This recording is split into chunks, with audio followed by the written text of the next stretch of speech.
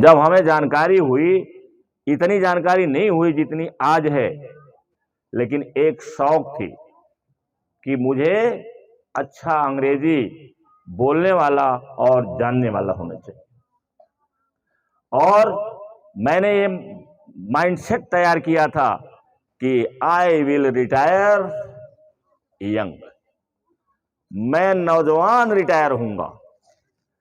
तो जानते हो क्या किया मैंने 1 घंटे, जैसे 2 बजे, 2:30 बजे, 3 बजे उठे तो 1 घंटे की जबरदस्त एक्सरसाइज करते थे, योग करते थे, साधना करते थे। क्यों? क्योंकि मुझे ये करना था कि आई विल रिटायर यंग, क्योंकि मुझे काम करना था, मेरे पास ड्रीम था। तो उस ड्रीम को पूरा करने के लिए अगर हम रिटायर होते 60 साल पर और बुढ़े होकर रिटायर होते तो क्या मैं ये कर पाता? इसलिए मैंने एक माइंडसेट बनाया था कि आई विल रिटायर यंग, और इसके लिए एक्सरसाइज करना, साधना करना, ये सारा चीज मैं करता रहा। और यहां तक कि पहाड़ पर जहां हम लोग रहते थे, पंकज से पूछ लो, पंकज सयाने हो गए थे, कि पानी के लिए वहां पानी नहीं था जहां हम रहते थे, स्कूल में पानी नहीं था, पहाड़ी एरिया, पानी नहीं था। पानी के लिए यहां से वो बकड़ापुर चौराहे तक जाना पड़ता था। तो मैं क्या करता था, मैं उसको अपनी एक एक्सरसाइज समझता था कि मैं ये पानी लेने जा रहा हूं, तो पानी लेने नहीं जा रहा हूं, बल्कि किस लिए जा रहा हूं? एक्सरसाइज करने जा रहा हूं, वॉकिंग करने जा रहा हूं। और करते क्या थे, एक हाथ में बाल्टी रहती थी, एक हाथ में अंग्रेजी सीखने के लिए BBC वर्ल्ड सर्विस, क्योंकि वही साधन था अंग्रेजी का। आज की तरह से वीडियो नहीं है, केवल एक चैनल था जो 24 आवर्स इंग्लिश में चलता था, और वो था BBC वर्ल्ड सर्विस। तो एक हाथ में बाल्टी और दूसरे कांख के नीचे रेडियो। एक तरफ एक काम करते थे कि BBC वर्ल्ड सर्विस सुनते थे, तो एक तो अंग्रेजी हमको समझ में आने लगी, इसके साथ साथ नॉलेज भी उसमें बहुत ज़्यादा रहता था।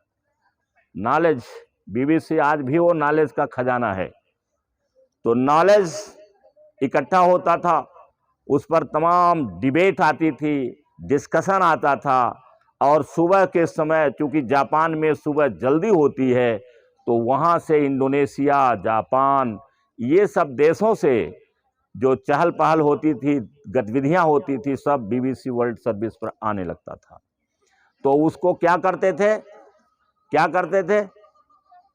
एक हाथ में बाल्टी और एक हाथ में रेडियो, टांगे नहीं रहते थे, कांख के नीचे ऐसे दबाए रखते थे,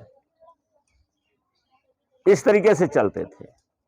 अब कोई कहेगा, मुझसे कई लोग कहते हैं, अरे आप भाग्यशाली थे। तो मैं बोलता नहीं, क्योंकि इनको समझाने का मतलब है कि मैं क्या बताऊं, किसको समझा रहा हूं। तो मैं बोलता नहीं, बल्कि हाँ में हाँ मिला देता हूं, बात सही कह रहे हैं, ताकि चुप हो जाएंगे वो जो कह रहे मेरी बात मानेंगे नहीं।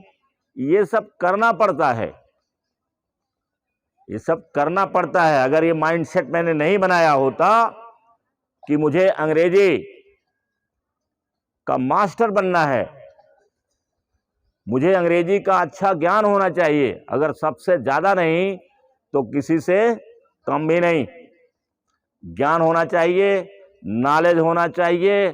और मुझे रिटायर होना है यंग, क्योंकि बीच में अगर नौकरी छोड़ देते तो हमें पैसे की समस्या आ जाती।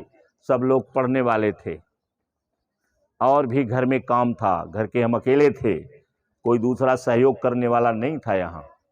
तो नौकरी भी जरूरी थी, इसके साथ साथ नॉलेज भी जरूरी था, और इंग्लिश का बोलना भी आना था, क्योंकि इसी के सहारे हम एलीट वर्ग में जाएंगे। एलीट वर्ग में अगर अंग्रेजी का ज्ञान नहीं होता और हमें अंग्रेजी आती नहीं, बोलना नहीं आती, तो गोयल साहब जैसे आदमी जो बिपिन को सर्विस अपने हाथ दे दिए हैं मेरे नाम पर, बिपिन वहां सर्विस करते हैं, गोयल साहब आदमी जैसा आदमी, उनका लड़का भी अति सम्मान देता है। ये सब करोड़पति अरबपति हैं और वो लोग हमारे लिए सम्मान का दरवाजा खोल दिए। तो इस तरीके से ये माइंडसेट है, इसे माइंडसेट कहते हैं। आप अपना माइंडसेट बनाएं, आप बनाइए कि मुझे जितने लोग हैं सबसे अलग रहना है और सुपर स्मार्ट बनना है।